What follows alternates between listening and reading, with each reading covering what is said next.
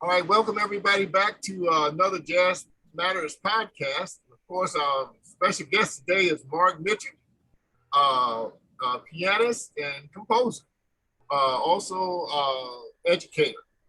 We also have Mr. Vaughn Coulter here, which is guest host as usual. So Vaughn is over from Jazz Beats Radio. So we're going to go ahead and get started with Mark. And Mark, it's been quite a while since we talked. And it's been quite a while actually since we've seen each other. But the That's thing true. is, we do have history, so I'm wanting to get the people to know more about you and to basically, you give them, where you're from and basically what got you into music and why did you continue to play music as a profession. Well, I'm basically, well, not basically, but I'm from Houston, Texas, and I started learning to play piano when I was five and trumpet when I was six.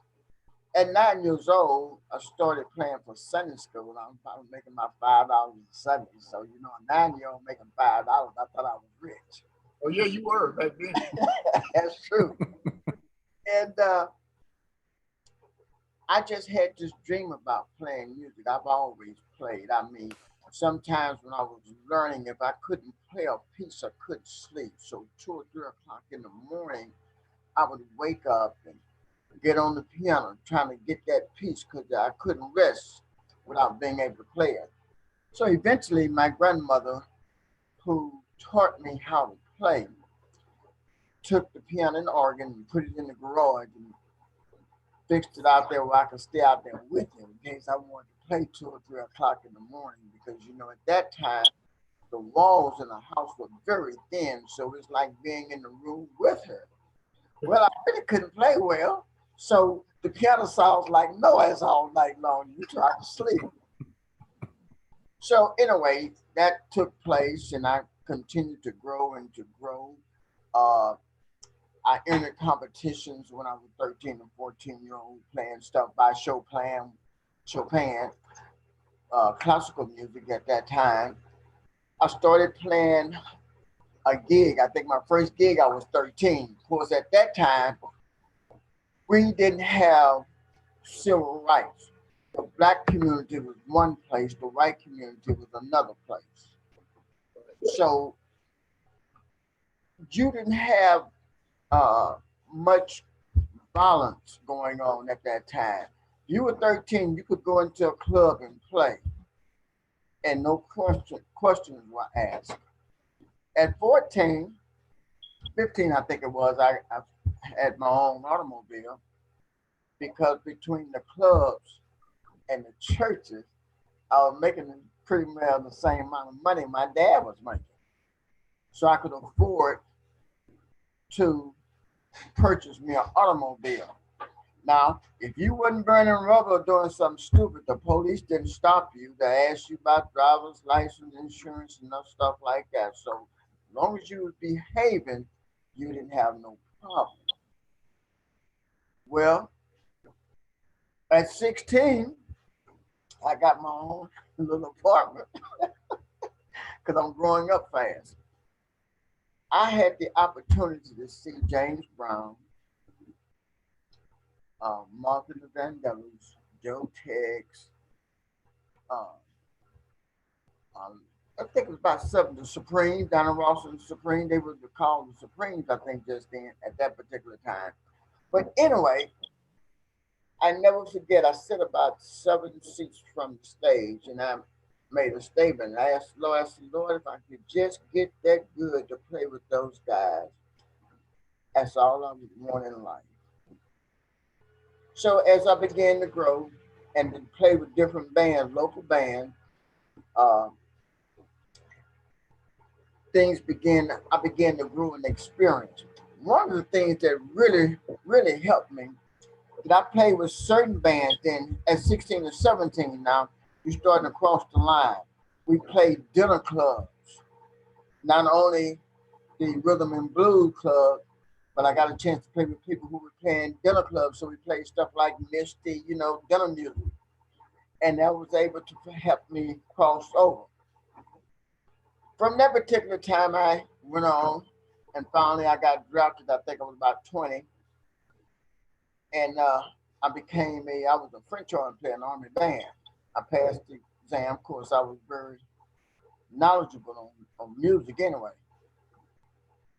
and I was a French horn player. Well, after the service, I went to college, and I majored in piano, and I got my associate degree in piano performance. Right after that is when I was playing in a little club one night. A guy named Willie Morgan was there. He told me he couldn't talk very good. He was from an island. He said, "I like the way you play." So I said, "What?" He said, "I like the way you play."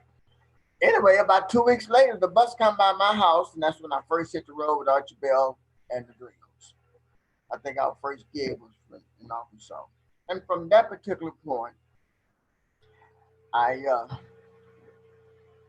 was in uh, North Carolina. I think it was, yeah, Greensboro, North Carolina, when I left for rehearsal and come to Atlanta. So when I got back, Willie Morton called himself fired me because I didn't ask permission to leave. So I say, fine. I decided to stay in Atlanta because me and the sax player, Tommy May, we had come to Atlanta anyway to see Teresa and another young lady. So we just decided we stay in Atlanta. And that's what we did. And from that point, that's when I got a chance to play with Joe Simon, Johnny Taylor, the music director for the Drifters for a while, the Tam, who else? Marvin Seas. Oh, just got a chance to be on.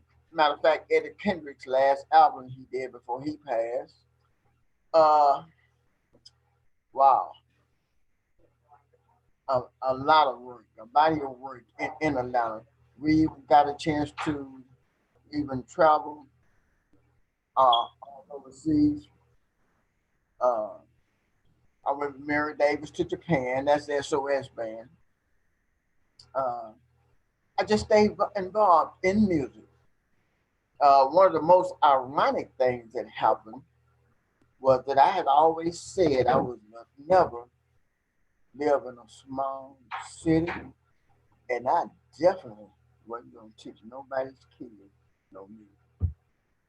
Well, I finally got married, and my wife was from Perry. She moved to Perry. It's that kind of way. I ended down here in Perry, Georgia. Okay. Never say never. Huh? I say never say never. That's right. Never say never because you don't know. So I asked the Lord, I said, I've been all over the world, all in South America, Japan, Germany, Australia. I mean, just, oh man, just tons of places. I said, how I ended up in Paris. You can't make no money down here. Anyway, I found out that my job was to teach kids. So one student came and asked Teresa about me teaching them piano. And I said, no, I don't do that. So they were very persistent. She says, well, you're not doing nothing else right now. Why don't you, give it a try? So I did. And from that, here come another one and another one and another one. So finally, uh, there was a white guy who came who wanted to learn how to play jazz. And they were all coming over to my mother-in-law's house. And so my brother-in-law, which was the bass player for SOS Band, he says, man, you need to get you some kind of studio or something. You got all these different people coming here that we don't know. I said, okay, good idea. So I went downtown and there was a building, a room like. And I thought about it, I said, wow, I've never had an office before. That might be fun.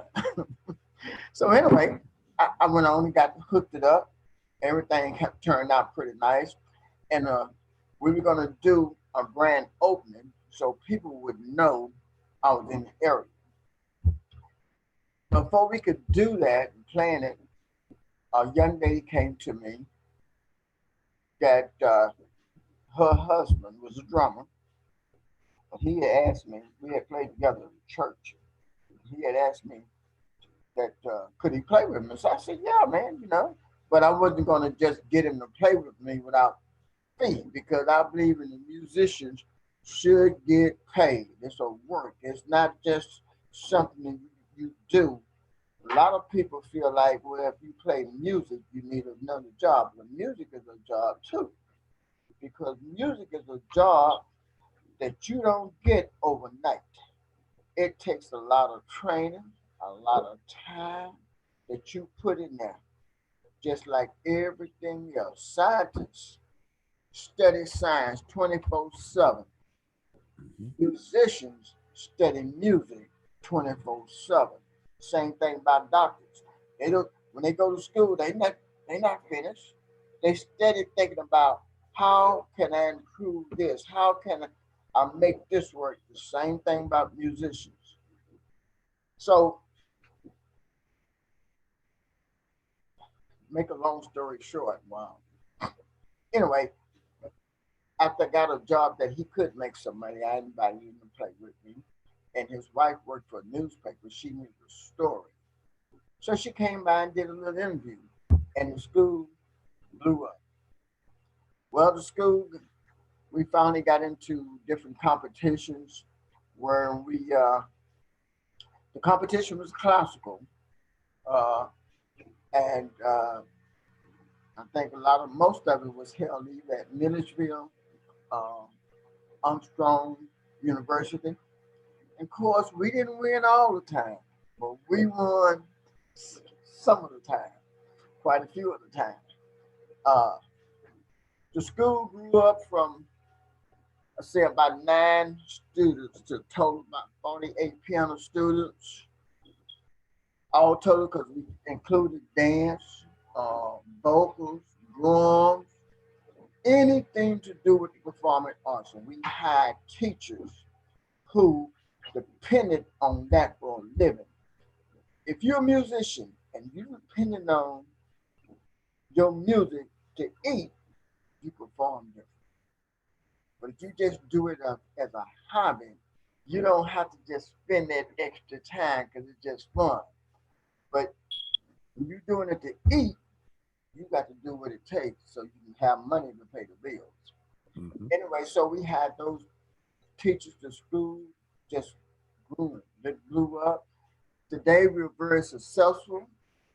We can say we have some students who are professional musicians. We have one student, Zachary Wilson, that started with me at 5 years old. Matter of fact, I came so close to telling Zachary's parents I didn't think he would be able to make it as a piano player. But at 5 years old, I think Zachary, I remember getting him a Matthew book, which most people don't even use anymore. But a Matthew book is so difficult until it just grows you overnight. Zachary learned to play one or two pieces in it and made a complete turnaround. He did win competitions in Armstrong. I think he got a scholarship. He did to Berkeley, but a good portion. He got a full scholarship to, I think that's Armstrong. What's the name of that? It's a university right there on the other side of Atlanta. I think it's Kennesaw you talked about. So that's right. Yes, indeed. So, and I think he has graduated now. He's doing CD. There's one of the students come out of vocals that Teresa had. She's was a vocalist with Beyonce. Matter of fact, we saw her on Empire a few months Mm. ago. Yeah. So we have really had a lot of success with Mitchell's Academy. There are other students that are performing other places now. Oh, a lot of them playing for churches. We fulfill the church. The church need a musician, and we got students preparing for that. Uh, and we make sure that the student knows what we're doing is setting you up in a situation where you can be supportive of yourself for the rest of your life. During the pandemic, it's the first time that musicians have ever had to take a back seat. And what I mean by that, just the first time the church is ever closed. So when the church is closed, you didn't get paid. So does everything else. Once they close, it's over. That's right. The clubs, all gatherings. You don't have very many dinner parties now. So that's the only time in the history of life that a musician, especially a piano player, had to go on the bottom end. Of course, we still do some work. It's just not nearly as much. But what do you think about the comeback? Do you think it'll come back pretty much? How soon? Give me an idea of when you think it may open up a little bit more. Well, I think 40 years out over, it's going 40 to years out? Yeah. Yeah, I yeah, kind of think the same thing. yeah, yeah. It's just about at the end of it. Matter of fact, I got a 9 o'clock church I'm playing for. They going back into the church Sunday. However, that's one particular church that no matter when it closed, I still got the paycheck every Sunday. But most of them don't do that. Mm-hmm. They don't really look out. A couple of clubs are starting to open back restaurants and stuff. So I think things is pretty well getting pretty close to the end of the pandemic. So, Mark, what about are you doing any other type of writing or anything for yourself? Are you thinking about a genre or a type of music that you might want to do? Oh yeah, yeah, man. Listen, the writing I'm doing now is for the children. We have an ensemble, whereas one student played the bass line, one student played the guitar line, the keyboard line, the horn line, the string, and a drummer.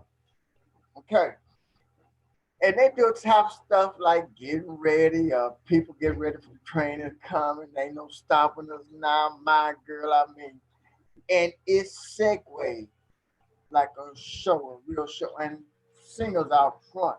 And I'm not talking about no half singers. I'm talking about good folks that had a harmony parts, right? What are they?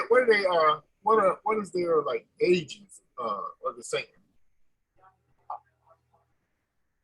Are they a part of the student? Is 11? No. Yeah, maybe no, about 8, maybe 11. And the oldest person probably 14. Oh, okay. Uh-huh. So you pushed them on to the Motown scene. Oh yeah, yeah.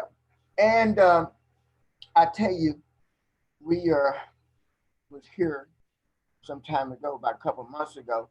One of the little students came up with a beat on the synthesizer. Then the other student put some piano parts in and made some. I mean, they created a song that had that thing to it. Oh.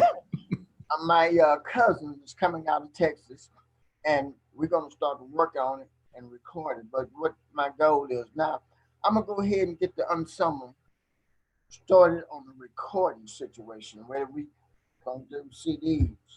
They own original material because they got the gift. I got a piano student now has only been taking piano about maybe 5 months, and this I can't believe the way he can play in 5 months. It's almost like a miracle. Them young piano players are like sponges, man. They soak up everything. Yes, sir. And that's what this guy does. And I guess he must play piano for breakfast in the morning. Oh, okay. Because he I know he comes from a musical family on family that's on artists, but still the growth is just unbelievable. It's so fast. Now our students, those kids, they are gonna get a chance to perform for the mayor here in Warner Robins and Oh, sometime okay. next week for the mayor. Yeah. Yeah. Uh, so that's gonna be their first exposure. From there, we're gonna just take it further as we possibly can go. Matter of fact, I'm really looking for some big things to happen from this particular summer. Well, Mark, I want to let Vaughn, if he got any questions he might want to ask you and everything. Okay. Well, Mr. Mitchell, it's a pleasure to have you here today. Thank you, sir. We are huge fans of educators. Right. You guys got the mind of a child in the palm of your hand, and you sound like you have a factory going on over there where you at right now. Thank you, sir. Thank you. You are churning out some geniuses. Yes, sir.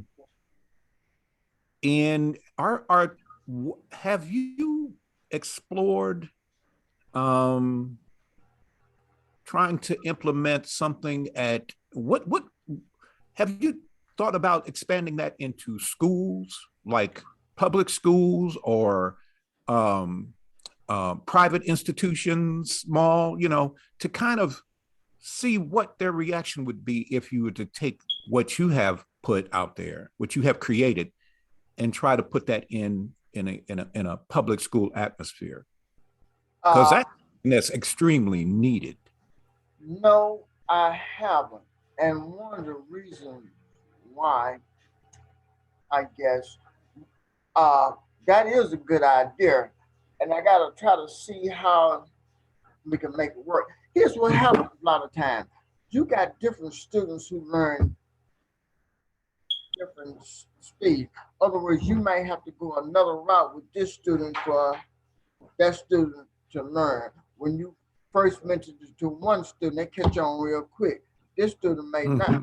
So what we do different, if this student doesn't catch on fast, then we let that student put in more time. In other words, normally the students pay for one 45-minute lesson a week.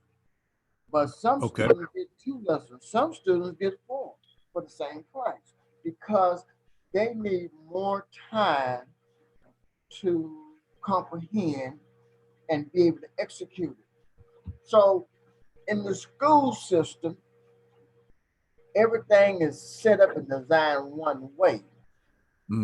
But students learn different ways. So how do we meet the pattern of the individual person? That would be the big thing to think about, and to cause that particular student to progress. Now let me tell you what I thought about. I was hoping at one time that we would build something for the community. Whereas, a lot of the parents work and their kids get out of school and they just free to roam around.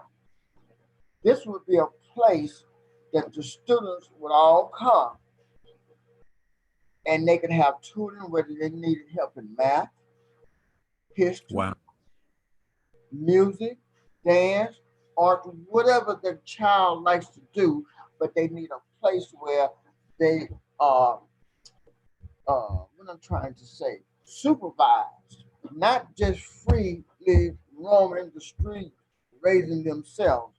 I never forget we had a recital and there was 2 kids, and one of them had to be about 9 and 10. And the child asked me, said, what's going on there? I said, well, we having a recital. People play piano. I said, your parents know where you are? He said, no. I said, well, y'all want to come in? They said, yeah, can we get in? I said, sure, come on in. I want you to see the other kids perform. But those kids, and that's what gave me that idea. They were just roaming around, having nothing to do. The parents didn't even know where they were. A lot of them get out of school doing the same thing. Here, we check how you doing in school. You want to remain in the ensemble, the grades must stay up a certain point. Or make sure you can't get in no trouble because you got to keep your focus. Your focus is when you go to school, you going how they said, I'm going to get me. In other words, everything you learn can nobody use it but you. That's right. Everything you don't learn can only hurt you. So we keep them focused on school and activities. You must maintain certain grade levels. You can't get in no trouble, you're gonna be an ensemble. The ensemble is the group that's going to go out and perform for parades and different events. We're gonna have them. They perform for the city when we have festivals, and Mhm. we just keep them going with all types of music. Gonna play rhythm and blues. We'll play some country. We're gonna play some gospel. Plenty classical. Not only that, not only that. Uh, at their year, every April, all our students is mandatory that they go to Guild. What Guild is a piano association where those students are judged on about 43 things from the Mm. technique, how well Mm. they know theory, points, uh, their performance. The judges are piano teachers who must have a master's degree in piano in order to be a judge for Guild. And so they get a report card. Two things that does. In order to be on that national level, a student must know 10 songs by memory. It keeps the student with a goal, and it also keeps the teacher focused on the goal. We both working for something because the teacher, if a teacher has two or three students to fail, then that teacher is subject to losing, being in suspension of their certificate or their license. So it's good for the teacher, keep the teacher on track, keep the student focusing. If you don't have a goal, then you have a tendency to operate like a parked car. You just sitting there. So we try to keep different goals set up for our students. And hopefully, from school, one day we will be in a position to have a building of such where we can address the community, all the kids. Here's where you can come.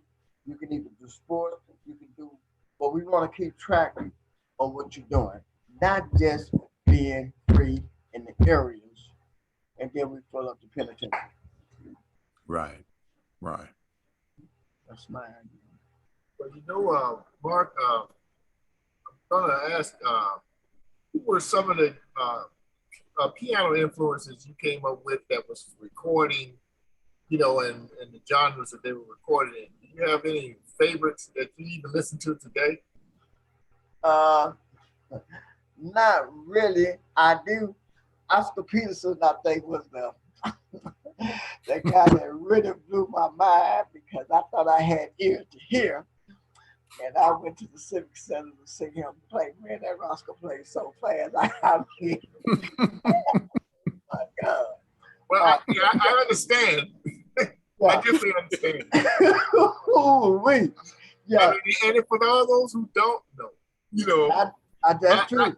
I would let Vaughn expound on that because Vaughn and Man. myself, we come to basically the same conclusion. Oh my God. He plays so fast and he plays all these different styles Yes, fast. Lord. Yes. And and, Yeah. such a nothing, you realize, oh my God. Yeah. He goes from, Yeah, but he I goes like from the I time like the Chick to Corea. I like a lot of them. Uh, most of them I listen and uh, get this little part from here, get this little part from here, get that little part from there. you do it. Well, mm-hmm. you do it. So yeah, at first, I wanted to be a classical pianist, but boy, that's some rough work and a little money. Oh, better than Right. the rest of it, yeah. And which was a good thing because now, I find out that that's one of the things that we do here that's versatile. But most people, they just teach you how to read the music. But we teach you how to read it, we teach you the theory on it, and we teach you how to play by ear. And we go through improvisation, expressive skill. Mm-hmm. So that's what makes our school different too. We, Wow. yeah. Do the kids adapt to Like, Oh yeah. Do they actually catch on to? Because do you start off with European classical music with them first? Uh, well, first we start off learning the notes section, yeah, and then we Mhm. go into the classical. But at the same time, let me show you. The first day they come, we start off with the main job of a piano player, and that's to play chords. Okay. So we start to playing them chords. And then we might play a little song like Mary Had a Little Lamb, but we put the chords in the left hand and the melody in the right Middle hand. the right hand, yeah. That's right. So 2 weeks, they sounded like they couldn't play. So what they do is go show off. Oh yeah, I'm taking piano. And they play a song. Oh, how you learn that? That motivates them. That's what gets them started. Right, Then right. we teach them something. What's your favorite song? Bring me the song that you like. Because people always spend more time doing the things that they like. So they bring Mhm. me a song that they like, and I show them how to play it. Well, regardless of what you playing, the more you play, the better you gonna get. Right, So right. that's how we really kind of get them mentally into what they're doing. Yeah. Gotcha. Yeah. Man, Mark, it was great, Uh-huh. man, to get up with you and finally got you on air. Thank you. Uh, we got, like I said, me and Mark go back quite a ways, and Right. we played in quite a few venues. That's Uh, right. thing All right. is, but Mark, since you were talking, about the school and which is Mitchell's Academy in Mm-hmm. Georgia, and what we want to do is for you to let everybody know how to get up with you to, even if it is just to follow you or Right. is to follow your academy and the work it's doing.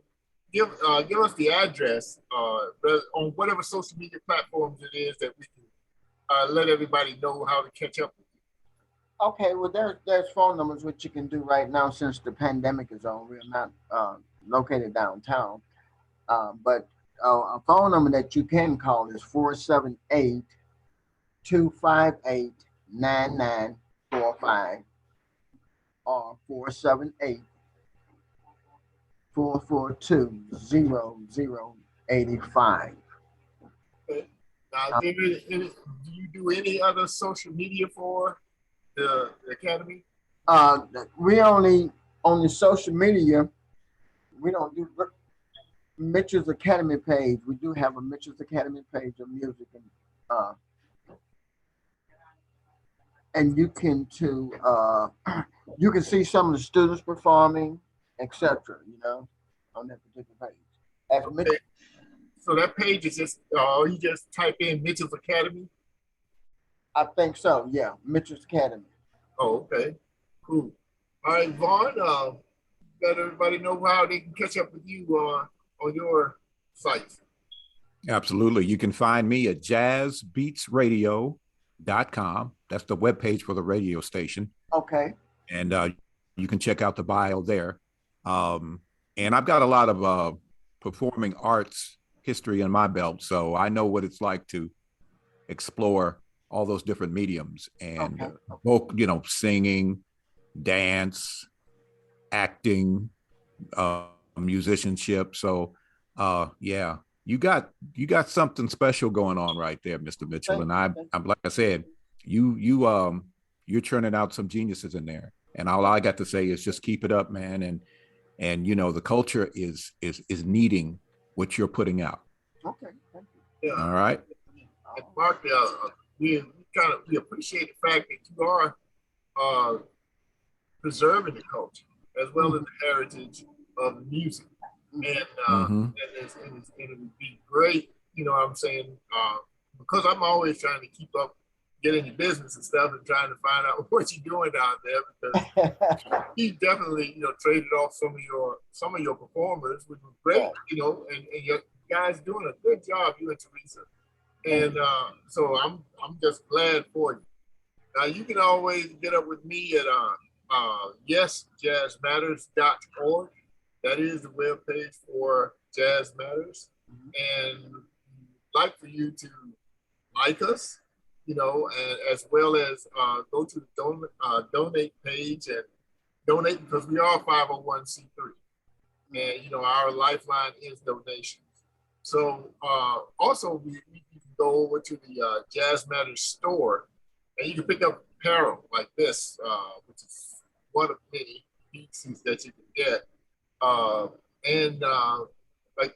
This is like a sweatshirt, but we also have hoodies with logos and sayings and T-shirts and cups and all kinds of stuff. Even hot sauce. We got our own Jazz Matters hot sauce.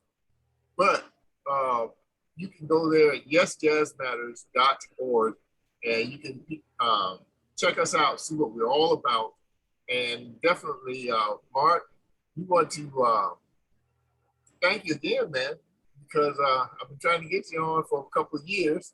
and so now I got you. So we're cool, man. So we're going to go ahead and sign off. And thanks for showing up, Mark. And I will definitely stay in touch with you. All right. Sounds good. And thank you all so much for having me. All right. Thank you, Mr. Mitchell. Thank you. Peace out.